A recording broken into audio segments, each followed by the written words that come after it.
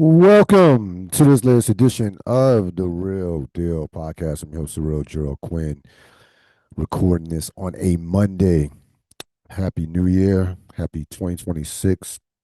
Still processing the fact that we are in 2026. It is just remarkable to think that 2025 went as fast as it did. But when you're in your 40s, you get older, time tends to move a little bit faster.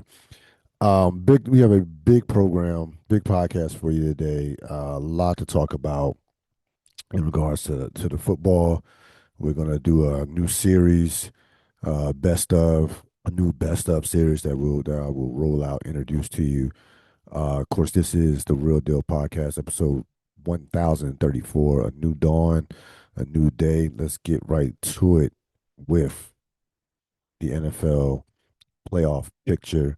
That will be the deep dive. Um,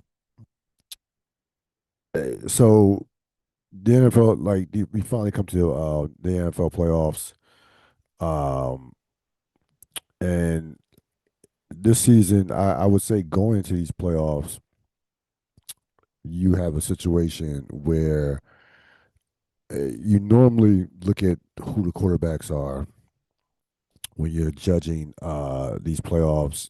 I still think that is the case. But I'm telling you right now, I don't think that you're gonna have to have two. I could see a situation where you don't have two superstar quarterbacks playing in the Super Bowl. Lamar Jackson, and we'll talk more. We have a lot more on him later on in the podcast. Lamar Jackson, Patrick Mahomes, those guys are out. Um, you're talking about a situation where you have Josh Allen's still there. Joe Burrow, of course, didn't make the playoffs. So you have probably three of the top five quarterbacks sitting at home. And you look at the NFC, you look at the AFC, look at the lines on these games. Houston, Pittsburgh, 3.5. Houston is a 3.5 point favorite on the road. Buffalo, Jacksonville. Buffalo is a 1.5 point favorite on the road. New England and LA. New England is only a 3.5 point favorite at home. They won 14 games this year and at worst will have the league probably the MVP runner up, if not the MVP of the league. So that just lets you know all four of those games, all three of those games are basically the Vegas is telling you that all three of those games are basically pick 'em games. And this is a year where you could have a situation where you could have a first time quarterback in the Super Bowl, or could have one of these young quarterbacks from the class, maybe from the class of 2024, Drake May or Bo Nix in the Super Bowl. Um, AFC was absolutely loaded this year, especially the AFC absolutely from top to bottom was much better than the NFC this year. I thought the NFC was terrible this year. We'll get to the NFC playoffs, but when I look at the AFC playoffs, of course Denver gets the bye, so they have some extra time to rest. When I look at the playoffs, eh, you know, can these teams that have been kind of perennial disappointments in the playoffs finally break through? Which one of these teams is going to break through? Texans, you know, haven't been past, haven't made it past the wild card round, or excuse me, Texans haven't made it past the divisional round. Okay, Jacksonville, Jacksonville hasn't been to the conference championship since the 2017 season. You have the Chargers that have had some playoff disappointments in their history. You gotta go back to the Super Bowl.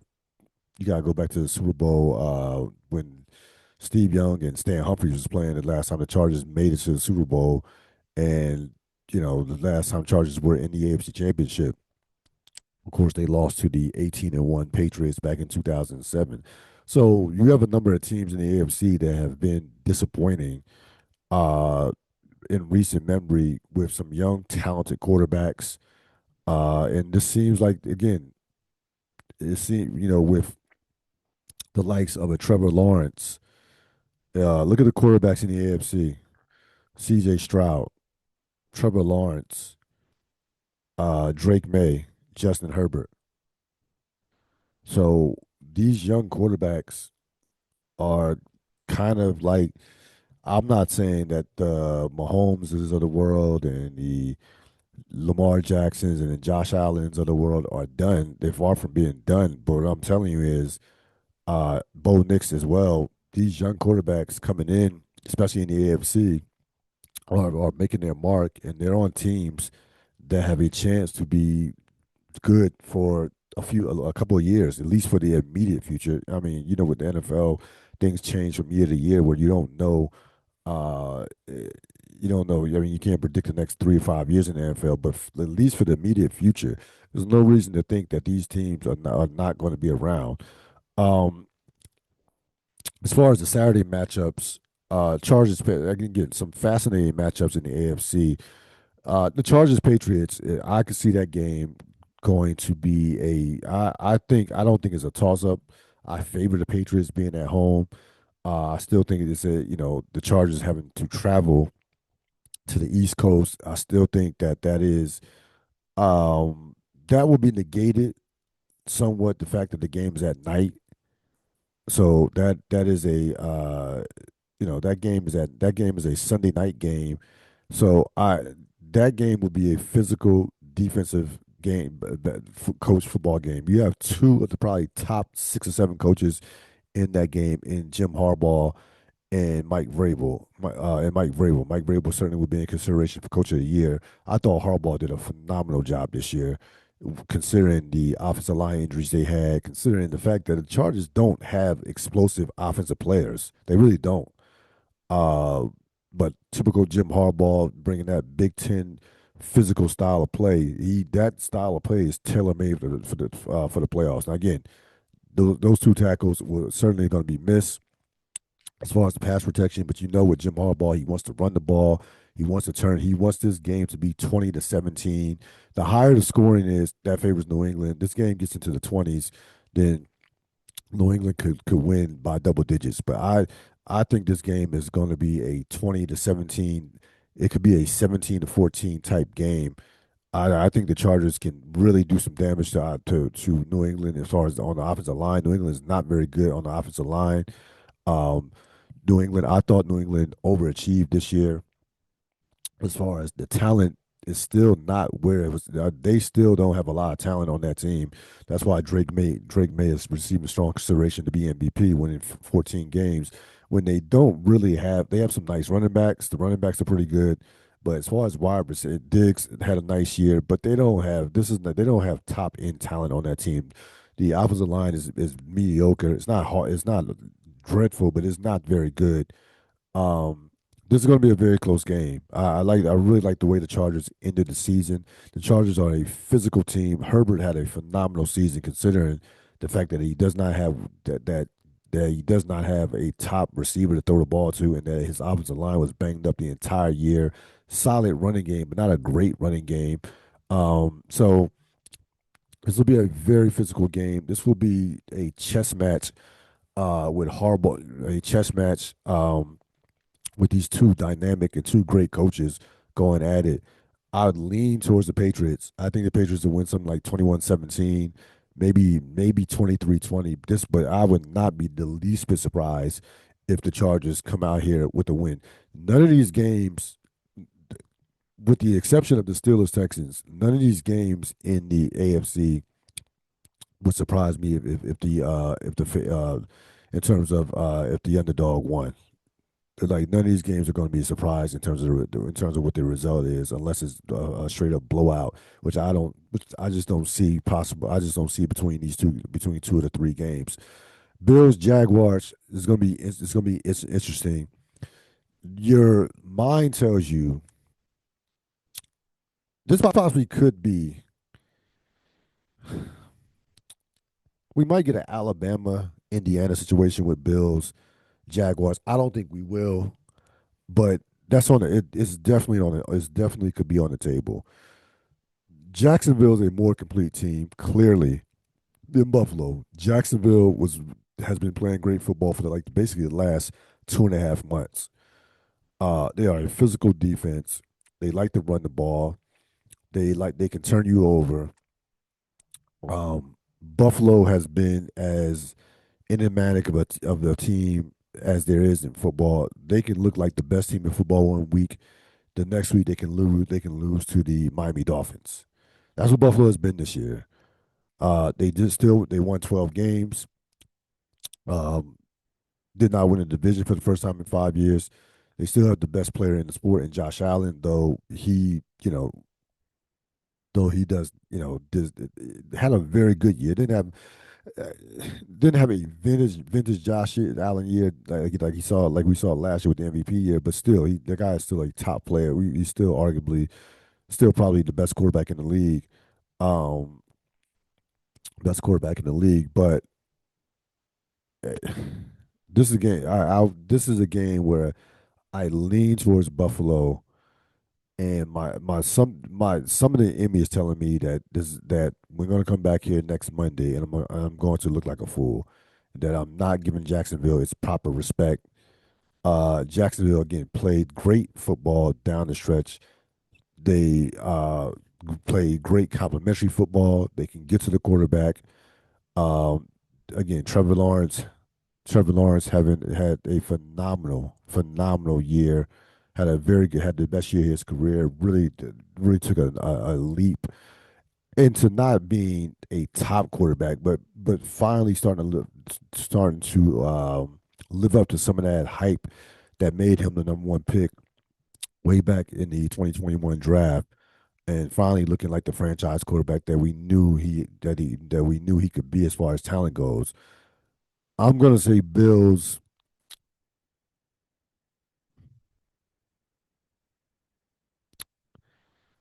You know what? I'm picking Jacksonville. Jacksonville 28, Bills 23. Yeah, I'm picking Jacksonville in this game. Again, I don't like how the Bills ended the season, to be perfectly honest with you. Um, the Bills have a lot of holes defensively. I know Boza had a very good year, but you can run all over the Bills. Uh, the Bills' offensive line is not what it once was. Definitely not what it was last year when they were one of the best offensive lines in football. Thought that Allen took way too many hits this year. Didn't some turn over the ball, had far too many turnovers as in comparisons to last year. I'm gonna take Jacksonville. I think Jacksonville is has been the more complete team. They've been solid for again the last 2.5 months. And at some point, I mean, hey, at some point, this would be a year where a team like Jacksonville breaks through and possibly can get to a conference championship. Steelers, Texans, um, on paper, this looks like a complete mismatch. The Texans are playing some of the best football in the league. Defensively, they have been the best defense in football. They have pass rushers galore going up against a Pittsburgh team, and we'll talk more about Pittsburgh when we break down our game of the week. But going up against a Pittsburgh team that, um, frankly, overachieved. This Pittsburgh team is not very good. They pulled some wins out of their asses. They had 7 1-score wins. Pittsburgh only outscored their opponents, despite the fact that they were 3 games under five over 500. They only outscored their opponents by 10 points. They were only plus 10 in the point differential. Okay. Just to give you a sense, Kansas City Chiefs had a better point differential. than Pittsburgh, and Kansas City was 5 games under 500 this year. So Pittsburgh really, and Tomlin deserves all the credit in the world. He did one of his best coaching jobs in his career. I think the Texans this game could this now the Texans offense is not great either, but defensively they can wreck you. They will turn you over. They can turn a 10-0 game into a 20-0 game or a 20-3 game quickly just defensively alone. And I don't see Aaron Rodgers, who at the age of 40, 41, 42, can barely move in the pocket, doesn't scramble, of course, doesn't can't move like he used to, would be like a sitting duck in the pocket. And it's not like Pittsburgh has a running game that can keep those pass rushers off Aaron Rodgers' ass. I think again, I don't think this is going to be a complete demolition. I could see like 20-10, 17-3. What Seattle did to San Francisco last Saturday night in San Francisco, I could see in Santa Clara, I could see that type of dominant defensive performance by the Houston Texans. I really like the Texans in this game. I like the Texans, to be honest with you. I like the Texans to not only to win this game, but I actually like the Texans to get to the Super Bowl. I think the AFC is going to be a free fall. I think the AFC, I don't know what's going to happen in the AFC this year. This is one of these years where it's going to be like a bracket buster, some NCAA tournament type deal with the AFC. I definitely don't like how Denver's playing. I would not. Denver right now really was fortunate that Kansas City, um, that Kansas City fell apart, and they were fortunate that they had a little cushion between them and the LA Chargers, that they were able to win that division. I don't like how Denver's playing offensively. Their defense has been somewhat exposed. It has not been as good as it was in the first half of the season. And remember, Denver won a lot of close games. There were a lot of number of games that Denver was fortunate, very fortunate to win. I think Nix is a very good quarterback, but he's still not at that level to where he can carry a team. He needs the running game. They play great complementary football with the pass rush, and with the pass rush and the running game. But listen. They have really this last month. They are struggling to beat a lot of weak teams. So you saw them struggle to beat the Commanders. You saw them struggle to beat the Jets. I don't like how Denver's playing, and I don't think Denver stokes any fear into the heart of anybody in the AFC as a number 1 seed. I think Denver is one of the more vulnerable number 1 seeds that we've seen in recent memory in the AFC. To be perfectly honest with you, I think they're a very soft number 1 seed. Like, yeah, like they are not. Uh, I would say I'm trying to think of the last time the number 1 seed was like that. I didn't have really much a lot of confidence in going to the playoffs. I would say the Tennessee Titans from 2021, the year that Cincinnati beat them in a divisional game, and Cincinnati went to the Super Bowl that year when they beat Tennessee and then took out Kansas City at Kansas City. I say and I didn't like that Tennessee team that year, and thought that they were vulnerable. I don't like this Denver team. That's why part of the reasons why I am picking the Houston Texans to get to the Super Bowl right now. The defense, C.J. Stroud has played in some playoff games. He will not be shook by the moment of. He's played on the road in some playoff games. Last year they pushed Kansas City. They've won again. He's won a playoff game. So this is a situation where C.J. Stroud will not be. I don't think the moment will be too big for C.J. Stroud. And the bottom line is, um, you know, uh, the most experienced team right now in the playoffs as a team is the Buffalo Bills. The rest of these teams are new. If any of these other teams get to a conference championship, like the Chargers or Patriots or Jaguars or or even Steelers, it's going to be or the Broncos. It's going to be brand new territory.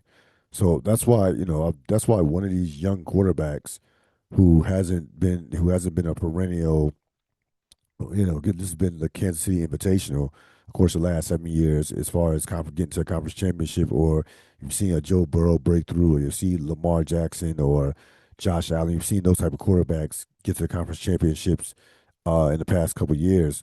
This is definitely setting up for one of these young quarterbacks to get to the conference championship and possibly the Super Bowl. And I think it will be the Houston Texans. We're going to get back to the. We'll get back to the. We'll look at the NFC, but let's go with the game of the week. And this game was fascinating on so many levels. The Pittsburgh Steelers survive, and I mean survive. The Baltimore Ravens 26-24. The kicker misses a 44-yard field goal. After a near perfect fourth quarter by Lamar Jackson, a couple of blown coverages that were just I don't know what Jalen Ramsey was doing in those coverages that allowed the defense allowed Zay Flowers to get behind him twice, not once but twice. Um, but Baltimore, in typical Baltimore fashion, found a way to lose this game, and this game really was a pit. Baltimore started the season losing a game that they absolutely had no business losing to Buffalo, in Buffalo, a game that they were at one point were up like 34-19 in the fourth quarter and found a way to lose, got outscored uh 22-6 in the fourth quarter. A wild fourth quarter to say the least in this game. 27 points were scored in the fourth quarter. At first three quarters, this game was kind of like, it was an okay game. Pittsburgh comes back from a 10-0 deficit. And that's where, listen, I sent a text out when Baltimore was rolling at 10-0 and seemingly like looking like they were going to like blow the doors off. I sent a text to my friends saying, just wait for it. Wait for it. Baltimore is going to look dominant. Pittsburgh, they're going to go to halftime. They're going to go to halftime they're going to go to halftime knowing that they should be up by more, and come the fourth quarter, it's going to be anybody's ball game. And lo and behold, it was exactly that. Um, Pittsburgh finds a way to win. Again, the kicker, you have to make that kick. I heard the excuses. Well, and by the way, before that kick, I did not think he was going to make that kick. By the way, I did not think he was going to make the kick before he. That's a tough stadium kick in. Um, these kickers, despite the fact that you've had a number of kickers kicking 50 and 60-yard field goals. A, a rookie kicker in that spot, that's not an easy spot, and it wasn't even close. Like it was not. As soon as it left his leg, you knew that was not good at all. It wasn't even close. To be honest with you, and Baltimore. This is what Baltimore has done for the better part of last couple of years, and the Buffalo game 41-40. They book in it with this performance in parts of this game where Baltimore looked like they could play with anybody, and then parts of the game where you say, "What are you doing?" Silly penalties, just bad mental mistakes. I don't blame the interception. I don't blame that on Lamar Jackson. That was a great play. You get a batted ball. T.J. Watt gets the ball. T.J. Watt makes a great interception. So I'll put that on Lamar Jackson. Thought Lamar Jackson played well. Uh, Baltimore's defense, which started the season as one of their worst defenses in the history of the franchise, did not end well. Pittsburgh did whatever they wanted to. Pittsburgh, uh, really from the line of scrimmage, controlled the game. I mean, Baltimore did not run that many plays. They tried to run the ball, but Baltimore just did not have the football. So, but if you're Baltimore, you like the fact that you were able to run the ball, but it got to a point where they were daring Lamar Jackson to beat him, and he almost beat him. But Baltimore only ran 48 plays. They only had the ball for 25 minutes versus Pittsburgh. Pittsburgh had the ball almost 10 more minutes.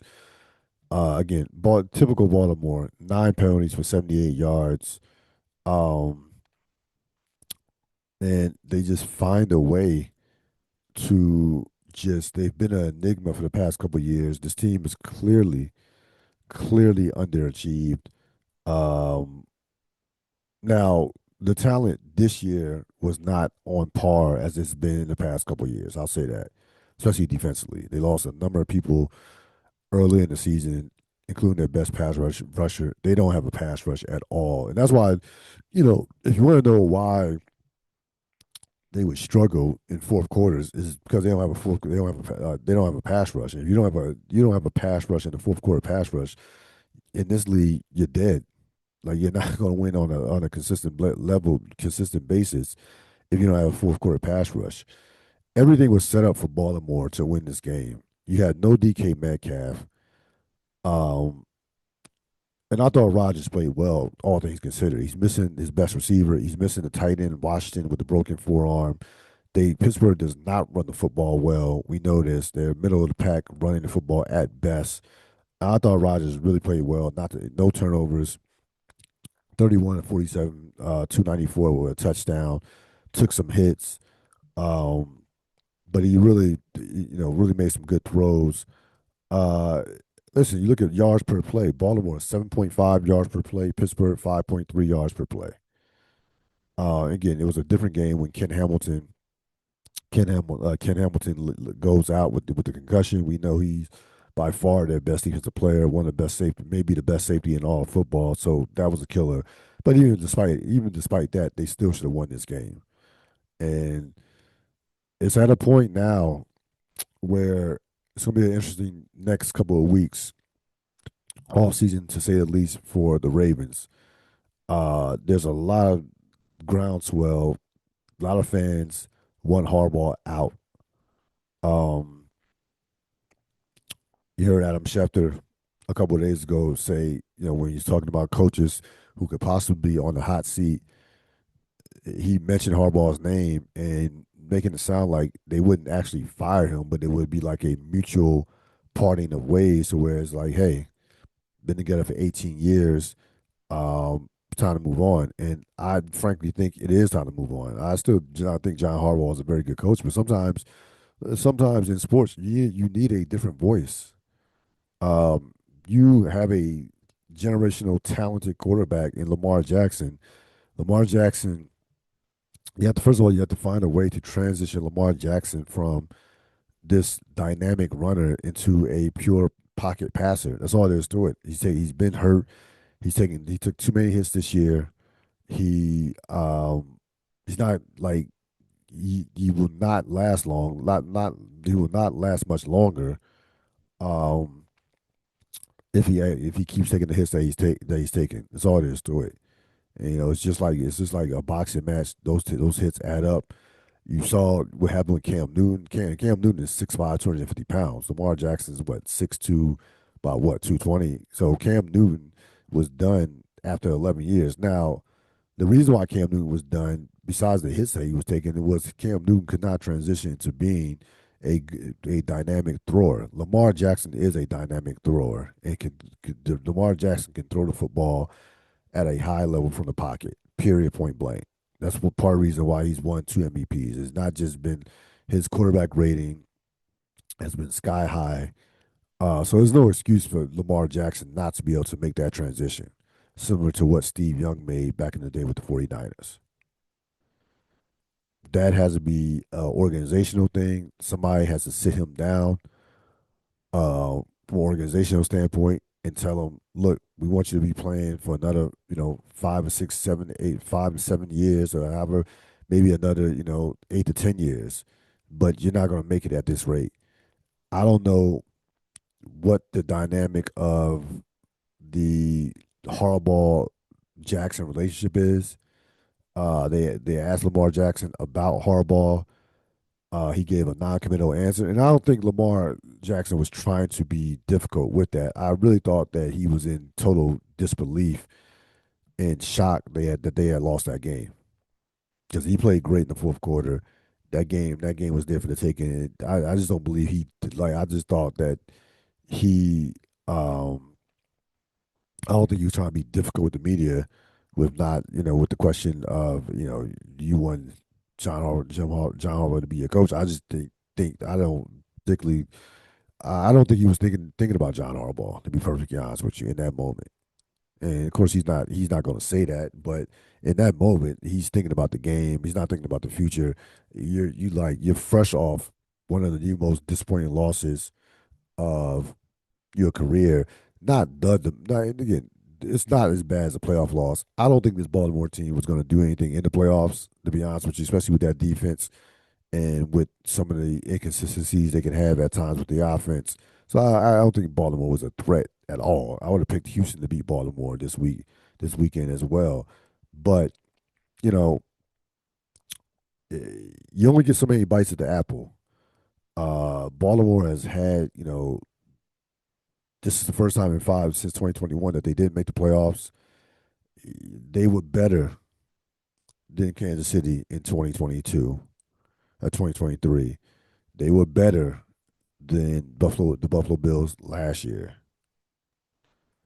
Um, they get embarrassed by Tennessee in 2019. That's Lamar's second year. That was more understandable. I didn't have a major problem with that. But these last 2 years, these last 2 years, how their season has ended the last 3 years, it is time to move on from the John Harbaugh era uh, with them. And, we're going to see, again, this franchise is still a top flight franchise as far as how their culture, as far as how they develop talent, how they draft. They will replenish the talent that they in the right places as far as their needs and what they I'm not even concerned about that. But they have to get Lamar. They have to keep Lamar healthy. It's just that simple.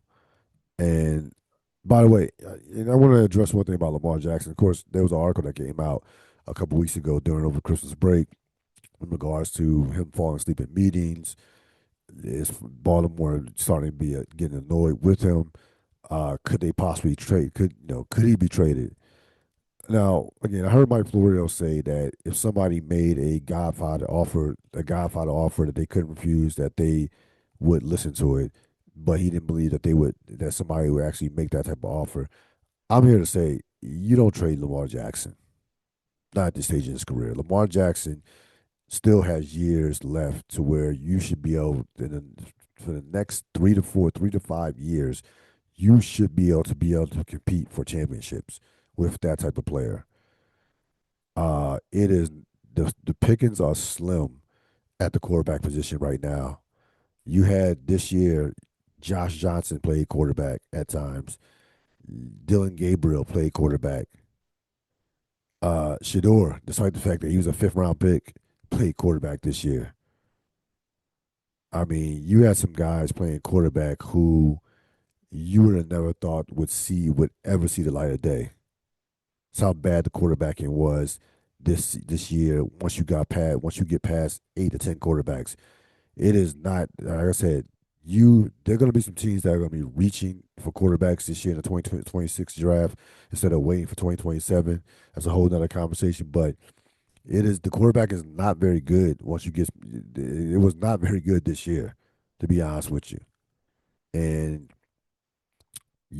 Phillip Rivers, like 44-year-old Phillip Rivers, was called out off the couch. So I forgot to back up the JJ McCarthy's backup. Some of the worst quarterback I've seen this year. That guy was horrible. So the quarterbacking was not very good.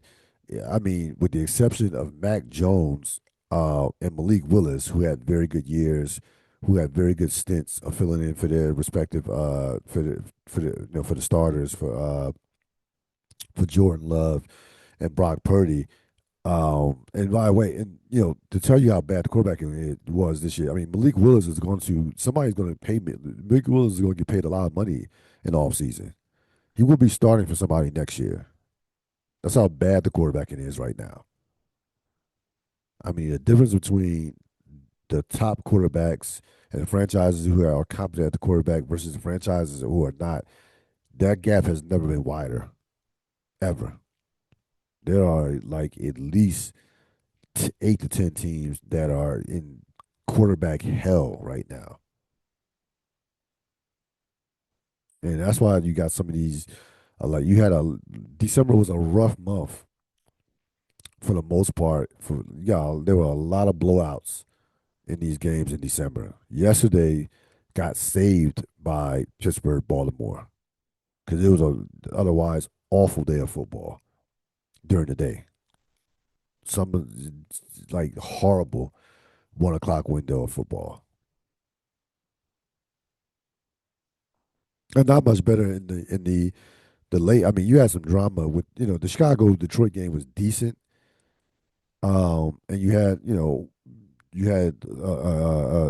storyline with Philadelphia not playing their stars, which I had no problem with. You got to play. You got those guys. They have to get their offensive line healthy.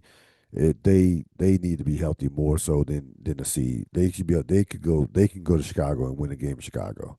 I had zero problem with Philadelphia not resting the starters. They have had a number of great road wins this year. They can win anywhere. They can win anywhere. So I don't think that was a big deal at all, in my opinion. It worked out for them last year. Russ and Saquon Barkley went on to win the Super Bowl. So I think Sirianni, from that standpoint, has earned the benefit of the doubt. It's a classic. That was a classic, second guessing. It was some bad quarterbacking and some bad football yesterday. And again, part of the reason there are not that many good quarterbacks in the league right now. Like I said, you get past the top 8 to 10, or maybe there might be 12, 10 to 12, if that. But it's a lot of bad quarterbacking, a lot of mediocre, it's a lot of average to mediocre quarterbacking. The league is made up mostly of average to mediocre quarterbacks when you really break it down. So with that, say all that to say, when you have somebody like Lamar Jackson, you don't even remotely think about trading him. That's just insane. The Miami Dolphins have been looking for a quarterback for the better part of almost 30 years now. Dan Marino retired after the 99 season. They still haven't found a quarterback. Still haven't found a quarterback. The Chicago Bears might finally have their quarterback after a zillion years. They might finally have their quarterback. Like so,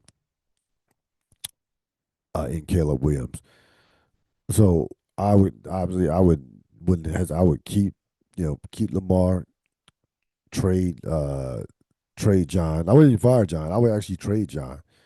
If I can get a draft pick for John Harbaugh, so be it. There are a number of teams that need coaches as well. We will go through that later on, but there are some teams that certainly will give some compensation for John Harbaugh, who is one of the most respected coaches without question in the league.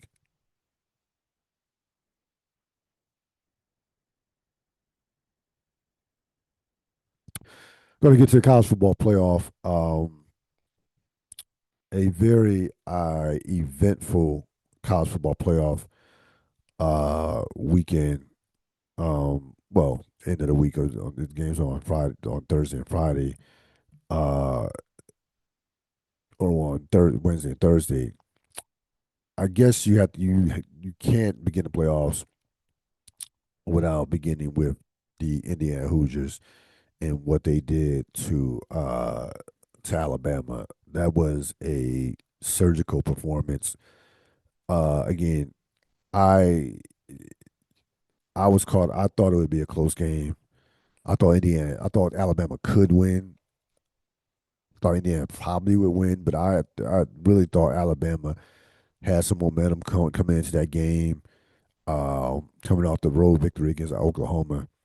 But Indiana went out there and just did whatever they wanted to with Alabama. And basically, that was the official shift of college football. Like, and it made perfect, like, for a program like Indiana to do what Alabama has been doing to teams, have been doing for teams for, for well over 15 years, especially during the Nick Saban era. That showed, that epitomizes where college football is at right now. Um, Indiana should be the national. They are the favorites to win the national championship. They should be. If you are college football, and then you had the defensive dominant performance by Miami. Okay, Miami. Miami has been, as I think through first two playoff games, has 12 sacks. They absolutely manhandle Ohio State with just brute physicality on both lines of scrimmage. Um, if it college, and then of course Oregon, Oregon redeems itself from last year. From there, getting embarrassed by Ohio State. They weren't spectacular against Texas Tech. That was more about Texas Tech's lack of offense, which they are fixing as we speak in terms of the transfer portal. So, Oregon is due for a championship, and then finally, of course, you had the game of the best game of the playoff with Mississippi um, upsetting Georgia. And listen, Georgia was a big time win by Mississippi, considering what transpired with Lane Kiffin. I'm sure there are a lot of people that are rooting for Mississippi. Mississippi clearly wants to stick at the Lane Kiffin. They, in the worst way, they have an absolute chip on their shoulder. Lane Kiffin did not believe that they could win the national championship.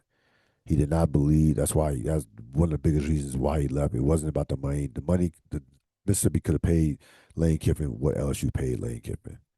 They really could have. It wasn't just about the money. It was about the fact that he did not believe that he could win a national championship at Ole Miss. Ole Miss plays a much better game this time around against Georgia than they did in the regular season. Um, they really absolutely controlled that game. They got a unfortunate turnover for for a scoop and score. Outside that, they controlled that game for the most part and dominated in terms of the line of scrimmage. The quarterback was spectacular. And, listen, this was not a vintage Georgia team. We knew that going into it.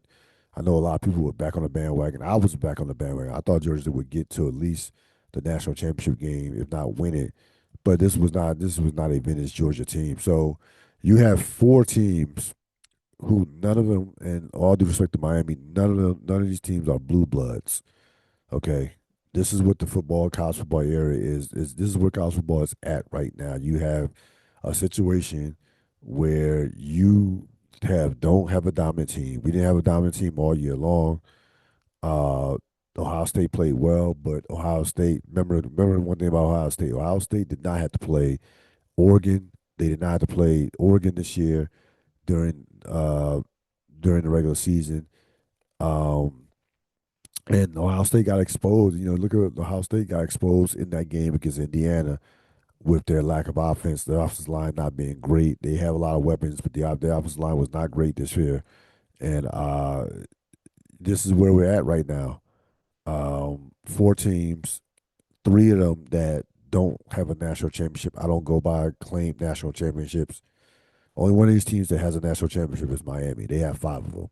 The rest of them don't have any championships. I'm sorry, I don't do the claim. I know Mississippi claims one. I know uh, Indiana, Ole Miss claims one. I don't do the claim national championships. Like, if we did claim national championships, Alabama would have has like 18 national championships, and it has about 11. That's about a bunch of claim ones. I don't. That's no. We're not doing that. Like, anybody can claim a championship. So there is a 75% chance that you will get a first time championship for the first time since 1996 with the Florida Gators. That is a shift in college football. It's college football is um we are officially we're there. We are officially there in terms of how college football is run, how the game that's on the field, the business of we are absolutely there. Um, no longer this college football gonna be dominated by these historic programs year in and year out. They're gonna listen. You're gonna be, you know, Ohio State will be back. Georgia's those teams will be still in the mix, but they're not going to dominate. That's all it is to it. These teams have no fear of these blue blood teams. These teams are getting NIL money. They're working the transfer portal. So these teams have adjusted. I mean, Miami, one thing about Mario Cristobal, Miami, he can absolutely recruit with the best of them. So he can absolutely recruit with the best of them. Oregon has been building this for the better part of 20 years. This was not an overnight thing.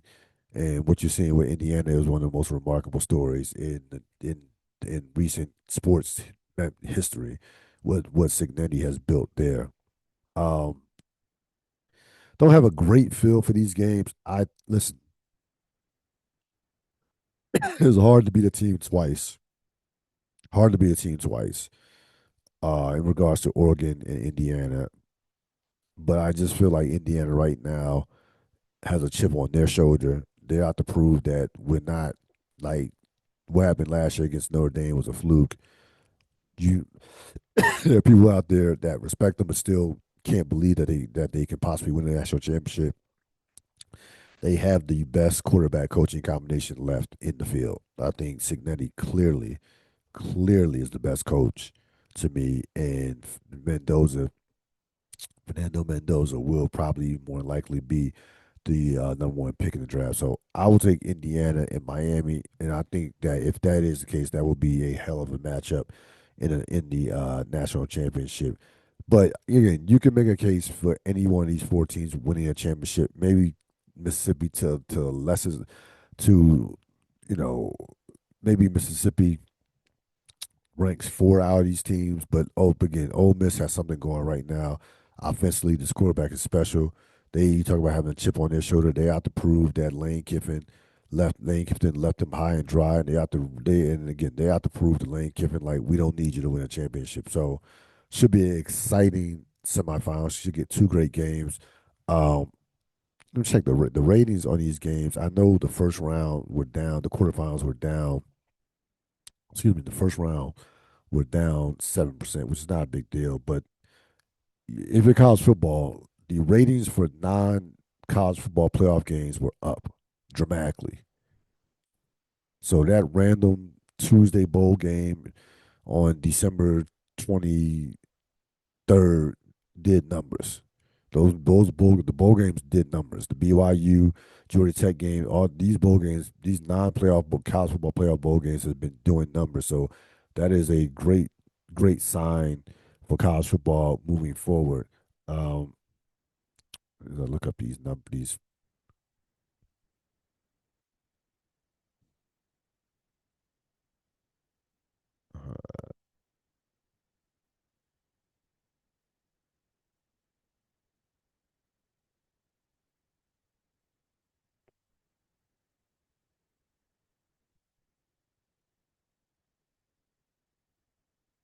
these ratings. Uh, uh, uh, mm.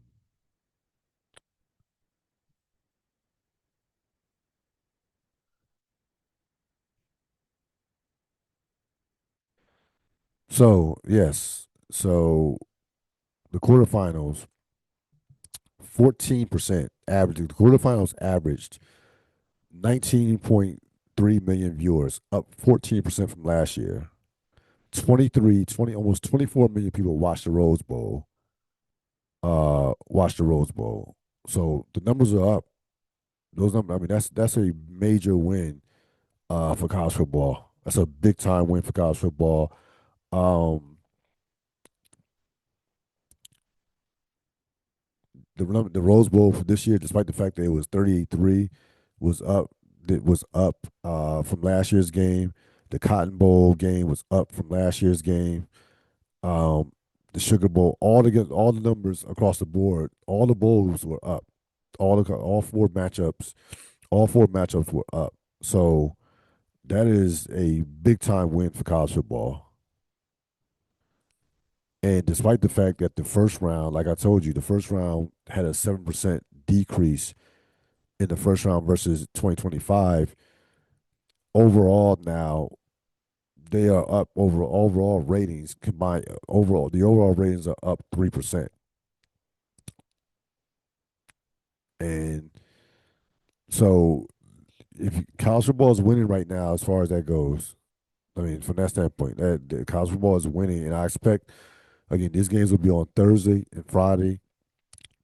It's cold outside. It's still, I mean, it's wintertime in the East Coast, so people will be at home.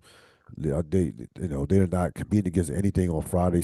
Outside of some NBA, which still they'll do big numbers despite the fact the NBA has done some numbers this year. Their numbers are up as well.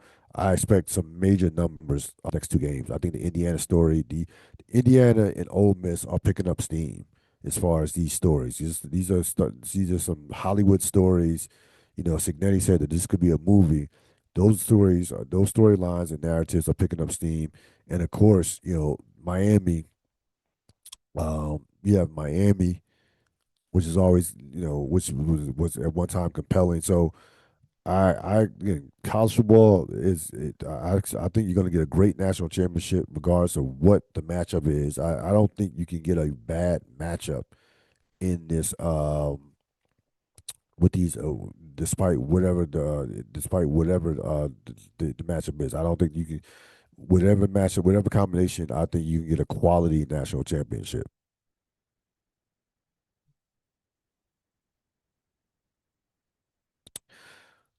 We're gonna finish the NFL playoff preview. We're going to the NFC now. Um, so the NFC again. I mentioned this earlier in the podcast. The NFC was terrible this year. Um, Seattle gets the number one seed. You have Seattle getting the number one seed. Sam Darnold back to back years where he's led a team to 14 wins. Had a great season. 4,000 yards, 25 touchdowns, 4,000 yards passing. So you had Rams, Panthers, Eagles, 49ers, Bears, Packers. The lines in those games, the Rams are a 10.5 point favorite on the road, which is one of the highest road favorites that you will ever see in a playoff game. You don't see double-digit road favorites, rarely. Eagles, 4.5 point favorites over the 49ers, and the Bears are basically a toss up, 1.5 point favorites over the Packers. Um, and of course, I mentioned Seattle, who had a brilliant performance last Saturday against 49ers. That was a textbook clinic defensively on physicality and defense. They 49ers could not move the ball whatsoever on the Seattle. It wasn't even about the 49ers. That was all about Seattle as they clinched the division and home field advantage. Panthers Rams. This is a revenge game for the Rams. The Panthers handed them a loss about 3 weeks ago, maybe a month ago. Uh, Again, the Panthers are not. Listen, it's good for the Panthers, but the Panthers are not a very good team. That entire division finished under 500 at 8-9.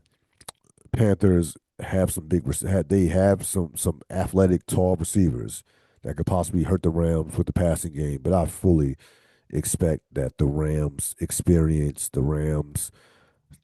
Stafford had 4 touchdowns and had a feel good game against Arizona.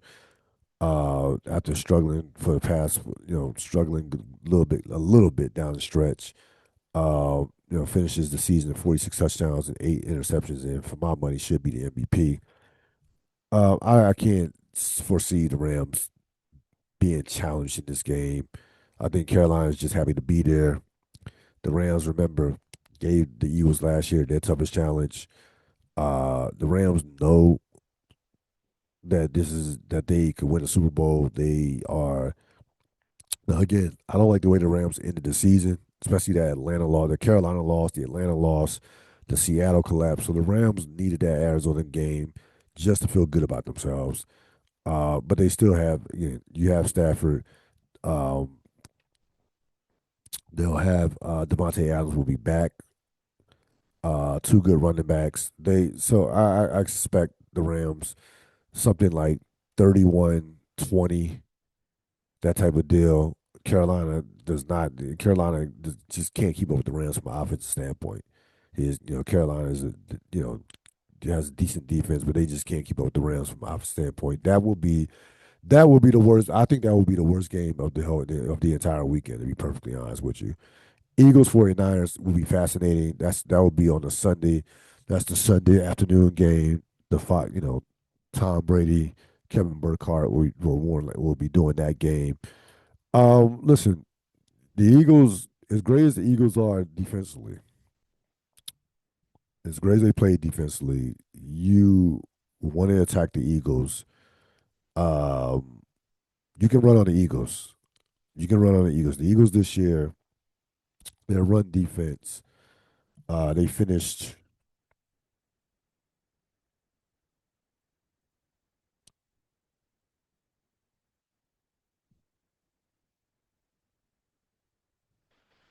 Eagles finished basically middle of the pack, at the bottom half, basically in total run defense. They 124 yards game. They finished like basically in the bottom half in terms of run defense. We know San Francisco's offense is predicated off the run. Um, San Francisco this year.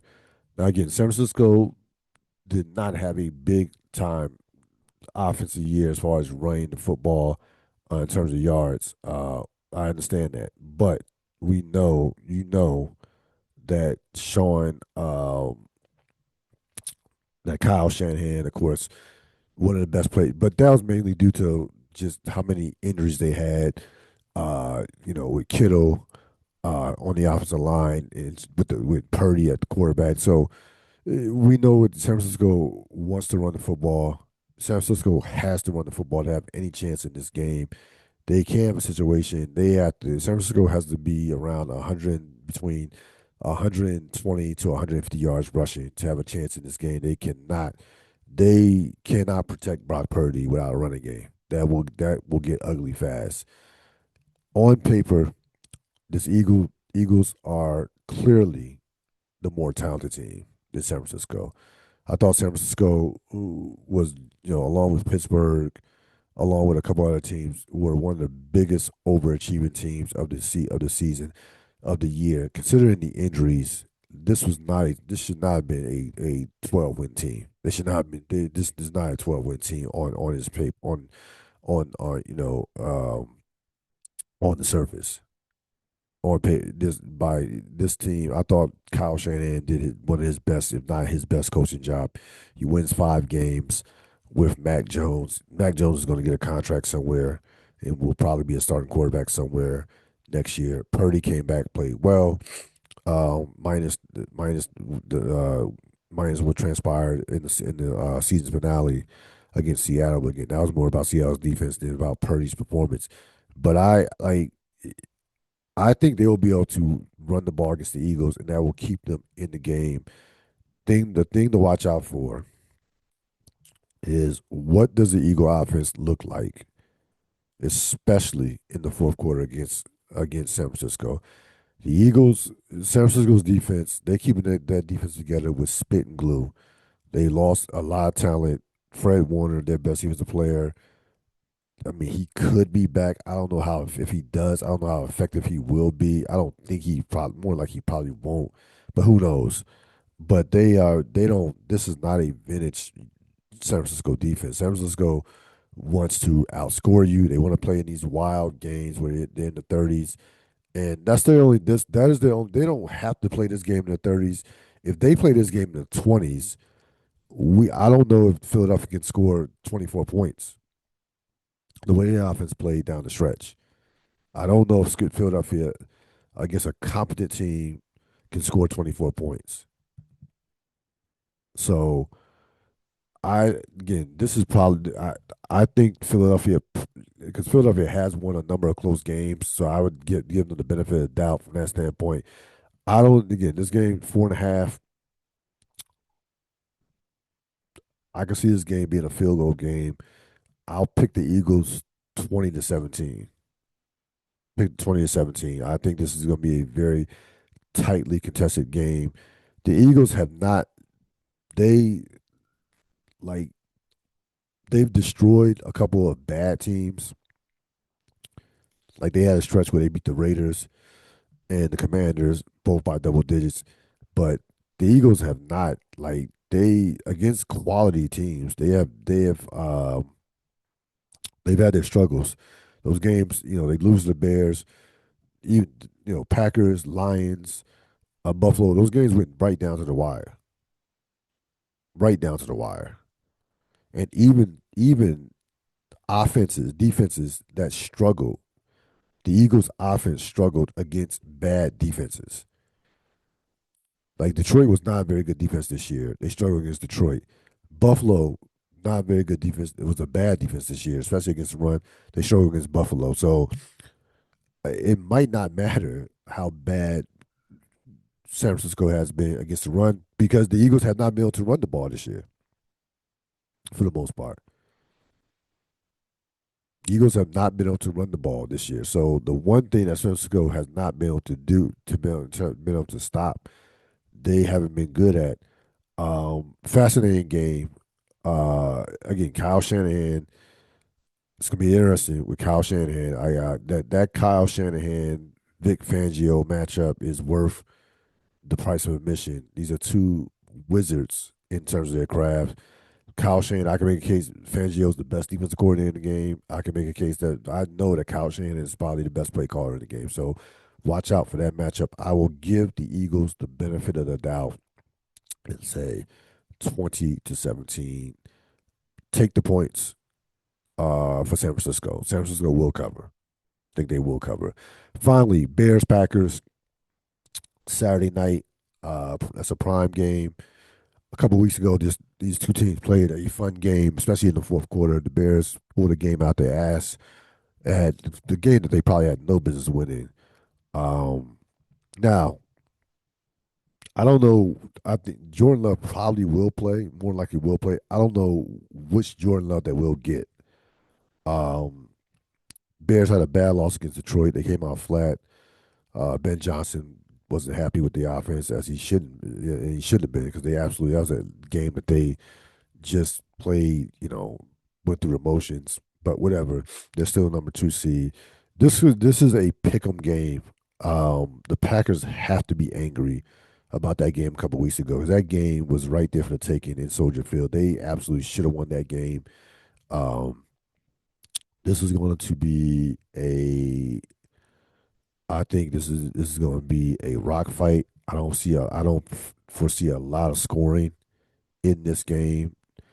I know Caleb Williams had an excellent year. Really took a step into terms of being a franchise, into being a franchise quarterback. I'm almost always sold on Caleb Williams. To be honest with you, he really again took a big time step this year. We know the Bears want to run the ball. We know the Packers pass rush has not looked the same without Micah Parsons. Um, but they still have some other good defensive players. To me, the question is, can the Packers stop the can the Packers limit the Bears running the football? And which one of these young quarterbacks blinks first with a mistake or turnover? Uh, Caleb Williams, excuse me, Jordan Love in the playoff losses Green Bay has had, the divisional loss to Detroit a couple years ago, and last year's wild card loss to Philadelphia, he has not been able to protect the football. He's turned over the football at a rapid rate. We know how talented he is. I think Green Bay, even despite the fact that Michael Parsons is out, still has better talent than Chicago. I think Ben Johnson did a phenomenal job with this roster. This is not a overly talented roster, especially defensively. Offensively, they're very good offense. Defensively, they're not very good. But they do turn you over. They led the league, I believe, led the league in turnovers forced. So this will be a fun game. I will pick the Bears 24-21. So I'll pick the Bears 24-21. So should be a great weekend of football. Um, I think all of these games. I listen. The Panthers Rams game could get ugly. Maybe Texans Steelers, possibly. But out of these six games, I expect four of them to be highly competitive. Like you should get four extremely very good games that could go down to the wire. At least four of them, maybe even five of them, but at minimum, four of these games should go right down to the wire, right down to the fourth should be fourth quarter games for sure. Best of 1996, of course. Last year we did a series towards the end of the year called Best of the 21st Century. We looked at the best of the 21st century in terms of pop culture, sports, and moments and events. Well, we're doing this being 2026. A lot of things happened. 1996 was a great year for sports, pop culture, hip hop, all the movies, everything, music. So we're gonna do a year long series this time. Last year we didn't begin Best of the 21st Century till like I want to say probably like what July, June, July, August. Well, we're gonna begin this year and we're gonna stretch out till the end of the year. We begin with the 1995-96 Chicago Bulls, who went 72-10. Uh, at the time, before Golden State came along and eclipsed it in 2016, was the most wins of any team in NBA history. They went 70. They go 72-10. They went 15-3 in the playoffs. Never faced a game seven and won the first of three straight championships as a one of the first of three straight championships. So this team was constructed after a brutal loss to the Orlando Magic. So Jordan comes back. Jordan comes back, came back in March of 1995. Bulls made the playoffs. Of course, uh, they won the first round series. I believe they beat Charlotte, and I think they beat Charlotte in the first round, and went on and faced Sacramento, not Sacramento, Orlando in the second round. Of course, Penny led by Shaq and Penny. And listen, Orlando takes them out 6 games. Orlando clearly had too much dominated the Bulls inside the paint with Shaq and Horace Grant. Horace Grant had a phenomenal series. He killed the Bulls in that series. So the Bulls had to, they had to add some physicality inside. They had to replace Horace Grant, and did they? They bring in Dennis Rodman, um, with the approval of Michael Jordan and Scottie Pippen. You remember all the bad blood with the bad boys. That was a real thing. They were not like Jordan and Pippen both had to sign off on bringing in Dennis Rodman, especially Pippen with some of the stuff, some of the history that Rodman and Pippen had. And it was an absolute perfect fit. So give you a sense of what it was like watching this team play and how this team was covered. They were covered like rock stars. Every game was an event, especially when they start out the season 41-3, when they're challenging their record. Um, Jordan comes back, was MVP. So Jordan, Pippen, and Rodman finished top 15 in the MVP race. Jordan Jordan wins the MVP. Pippen finishes fifth in the MVP, and Dennis Rodman, believe it or not, finished 15th in the MVP voting. That's how great he was. Dennis Rodman, the addition to Dennis Rodman. Dennis Rodman, I think you can make a case outside of Michael Jordan that Dennis Rodman was the biggest reason why they were able to three-peat, to be perfectly honest with you, especially the first one. Um, he Dennis Rodman in that 96 finals. So they get to, well, we can get to that. They have a rematch against Orlando in 96. at this point, Shaq and Benny are two of the top five players in the league. That year, uh, Orlando won 60 games that year. That was one of the most highly anticipated series up to that point. That was one of the most highly anticipated series that ended up being a letdown as the Bulls manhandled Orlando, swept Orlando, and in essence broke up the Orlando Magic. The Magic were never heard from again until Dwight Howard came along and what have you, and led them to the finals in 2009. So they broke up the Magic in essence, destroyed them in a four-game sweep. Um, they get to the finals against a very good, talented 64 win Seattle team, and they take out Seattle in six games. They were up 3 games to nothing in that series. Now, in that series, a couple things in that series. Number one, uh, Jordan in games 1 through 3 in that series averaged 31 points on 46% shooting. The last 3 games against with Gary Payton guarding him, he averaged just under 20, just under 24 points on 36% shooting. So George Carl waited until game 4 to switch Jordan on Pippen. Excuse me, Jordan to switch Payton on Jordan when the series was clearly over at 3 games enough, 3 games to zero. Now they said there was some rumors of Payton wasn't fully healthy with a calf. He didn't want Payton's load as far as offensively to have to deal with Jordan, whatever. I to just I guess in the moment I don't remember hearing him being criticized as much as he probably should have been criticized. At the time, I was probably like 16, was what, 17, I think 17. But to wait that long to make that switch was just ridiculous by George Karl. They win that series. They complete the set, end up going 87, 87 to 13. And in that series, Dennis Rodman actually was third in Finals MVP.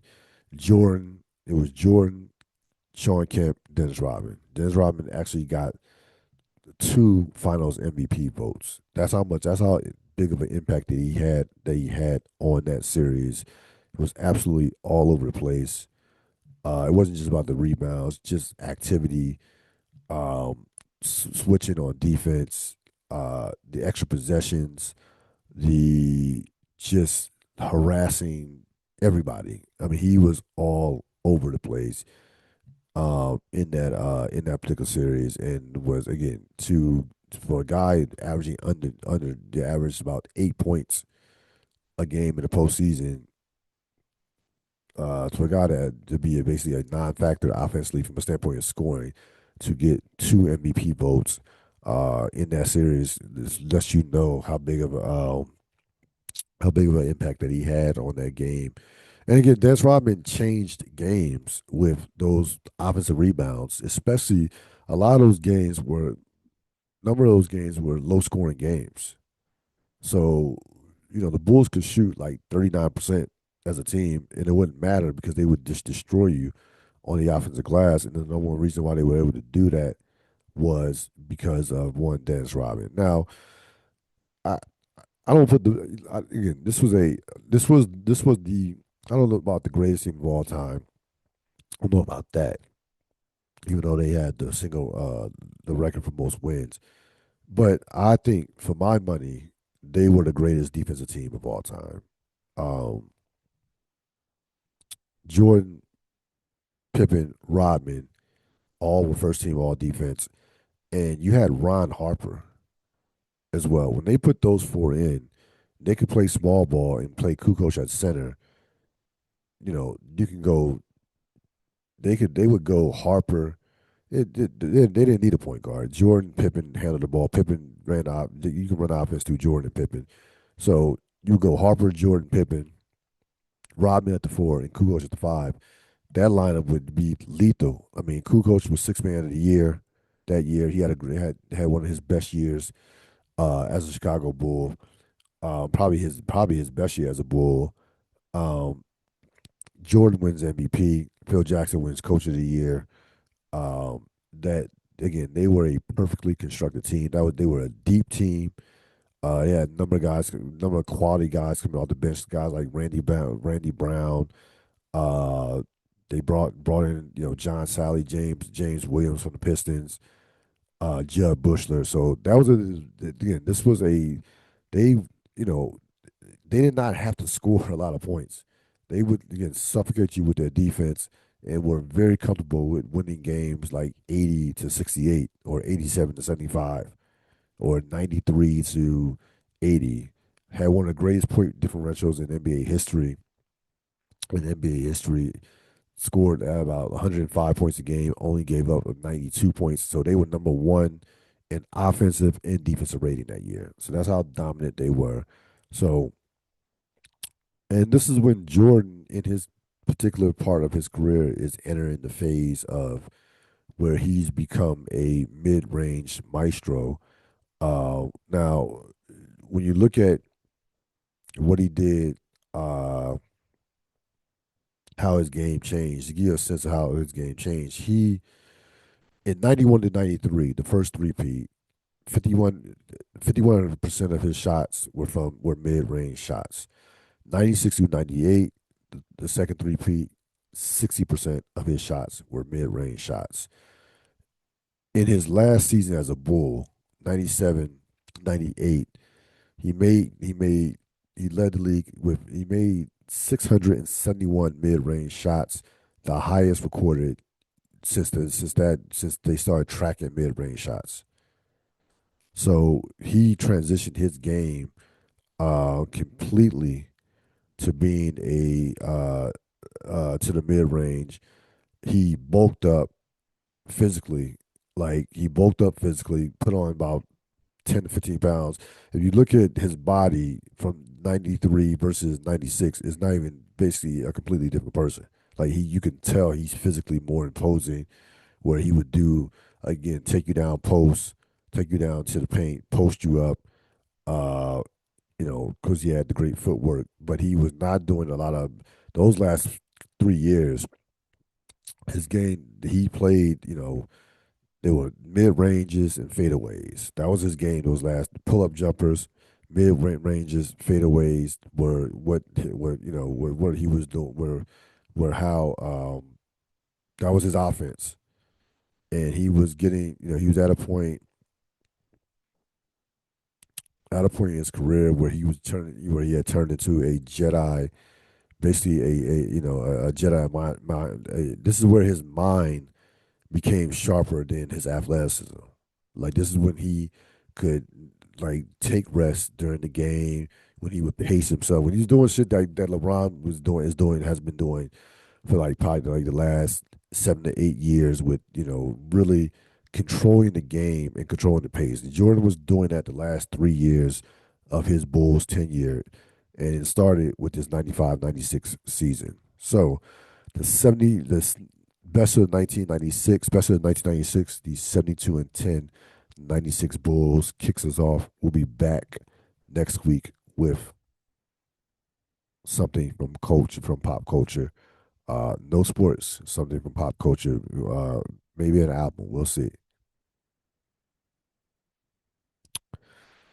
So every Monday after the season finale of the NFL, of course, you have a bunch of coaches get fired. It was no different this year. You have, as of right now, 6 coaches are out.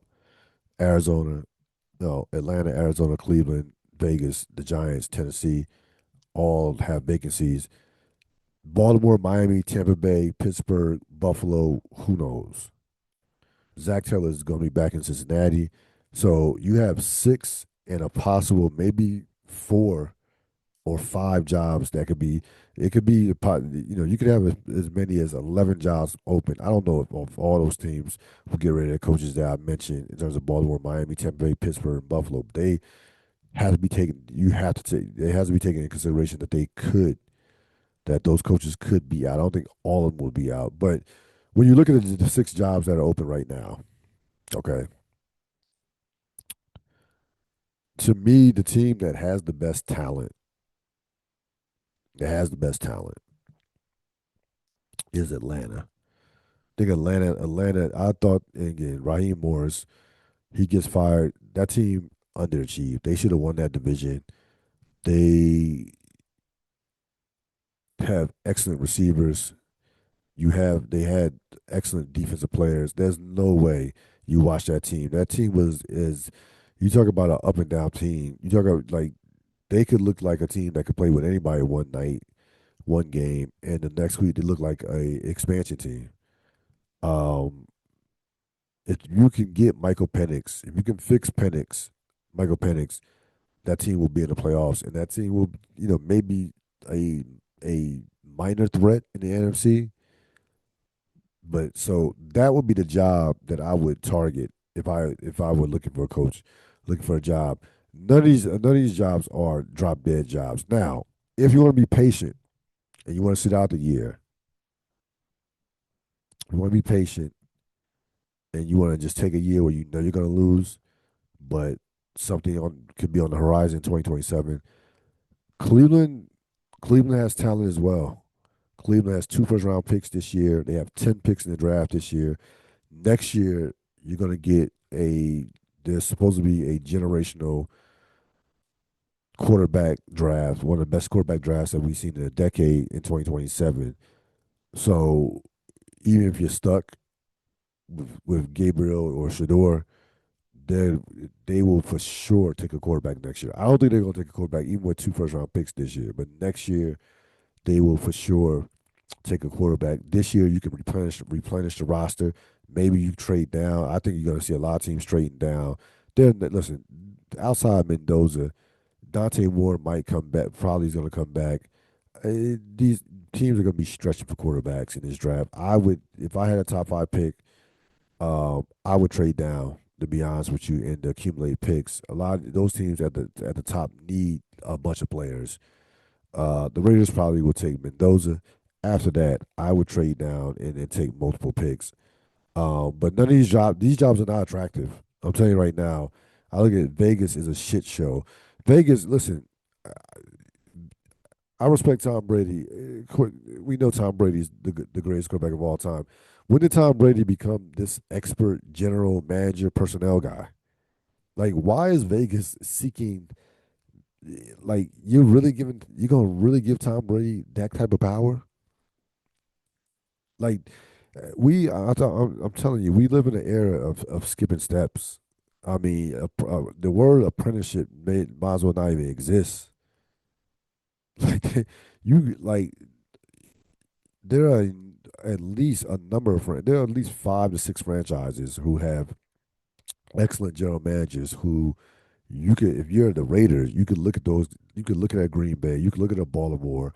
Look at Kansas City. Look at Philadelphia, and try to get one of their top personnel people outside the obvious. You're not getting, you're not getting their main guys. In terms of Harry Roseman or a guy like that, you're not getting that guy, but you can get a personnel guy that knows what he's doing. I don't. Why is Tom Brady out here scouting, watching tape? Well, what are you kidding me? Like, why would you? If Tom Brady wants to be the face of it wants to be like Lady Eloise and just be a name, just to be kind of like the marquee, the branding, the marketing. That's fine. You want Tom Brady making personnel decisions? Like they're going to ask Tom Brady about this. Who should they're allegedly going to ask Tom Brady who does he think about who they should draft? Like what? What are we talking about here? Like I said, Tom Brady, man. I'm telling you, Tom Brady must be living a great life. Tom post career, Tom Brady is out here winning because he's getting like the red carpet treatment as a broadcaster, which he's horrible. He gets $375 million, $37.5 million a year, and now you have a franchise entrusting him with their future possibly. So I don't know what the fuck the Vegas is doing. Again, Tennessee is a horrible job. It's a horrible job. Arizona's going to be done with Kyler Murray. They got like None of these jobs are good. Arizona has some players. They do. I mean, the tight end, McBride's a good player. They have some decent players on defense, but that's not these jobs is like I said, you're gonna see college football coaches chilling like Marcus Freeman. Those guys landing. Those guys are not leaving Camelot and they haven't made in college. They're not leaving for these horrible NFL jobs. You'd be a fool. Like you'd be a fool to leave. If you're a top college coach to take one of these bad NFL jobs. It's a non like you have certain of these places like the Jets. You have no chance with some of these franchises. You have no chance with Tennessee right now. You have no chance with Cleveland right now. You have no chance. Giants have some talent, actually. I'm not sold on Jackson Dart, but they have some talent. But a lot of people are going to be waiting to see what Baltimore does, what happens with Pittsburgh, and possibly I think McDermott will be back, but possibly what happens with Buffalo. McDermott, they move off McDermott, that immediately becomes by far and away the number one job out there. You will see people just you'll like you will see some college coaches try to take an interest in that job, but I don't think that Buffalo job will be open despite what transpires this weekend. That's going to wrap it up for this latest edition of the Real Deal Podcast. I will talk to you next time. Enjoy the rest of your week. So long.